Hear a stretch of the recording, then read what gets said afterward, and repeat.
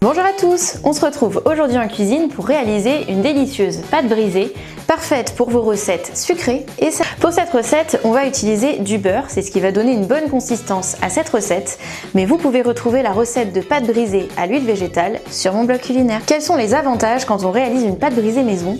Eh bien c'est moins cher, on peut aussi choisir les ingrédients et surtout on évite l'ajout d'additifs ou de conservateurs inutiles. La farine, du beurre, un petit peu d'eau, du sucre ou des épices, des herbes aromatiques, bref, des ingrédients simples qu'on a facilement chez soi pour réaliser vos délicieuses recettes. Rendez-vous sur mon blog, vous retrouverez plein de recettes de tartes sucrées et salées pour vous inspirer au quotidien. Rendez-vous sur mon blog. Bien. En attendant, on commence par les ingrédients. Pour une pâte brisée, vous aurez besoin de farine blanche, de beurre demi-sel et d'eau.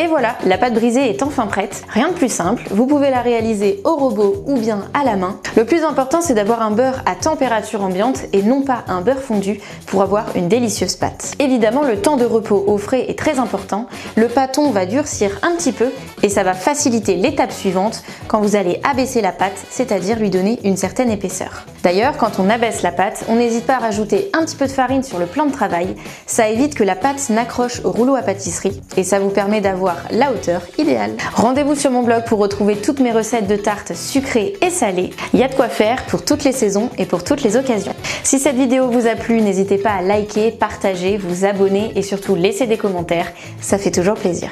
Comme d'habitude, vous pouvez télécharger gratuitement la fiche recette. Rendez-vous sur mon blog et on se retrouve très bientôt pour de nouvelles recettes simples, saines et gourmandes.